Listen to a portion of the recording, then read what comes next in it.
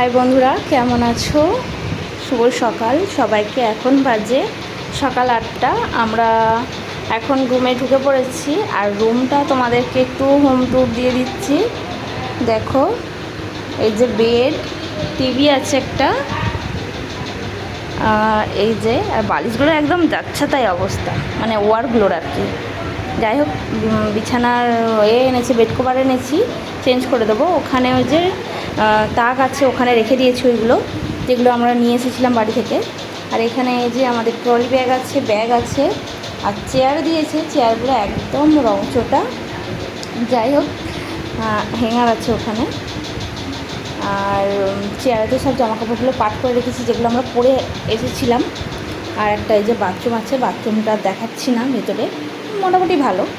আর ওই যে বাইরেটা এখনও ঘর পরিষ্কার হচ্ছে, এই পরিষ্কার করে দিয়ে গেল মেঝেটা, ঝাড়ু দিয়ে মুছে দিয়ে গেছে। ওখানে যে হ্যাঙ্গারটা আছে যে রেখে দিয়েছে। আর আমরা এসেছি সকাল ঠিক না, ভোরে আমরা নেমেছি 3টের সময়, তাই আমরা মানে রুমে ঢুকতে পারিনি। তো তার কারণে হচ্ছে আমরা সকালবেলা ঢুকেছি, তখন 6টা বাজে। মোটামুটি রুমটা ভালো। তো তার আগে আর ভিডিও করা হয় না। আমরা যদিও সমুদ্রের পাড়েই বসেছিলাম, কিন্তু ছিল, অন্ধকার ছিল, তাই জন্য ভিডিও করিনি। আর ফোনের চার্জও শেষ হয়ে গিয়েছিল, তাই জন্য।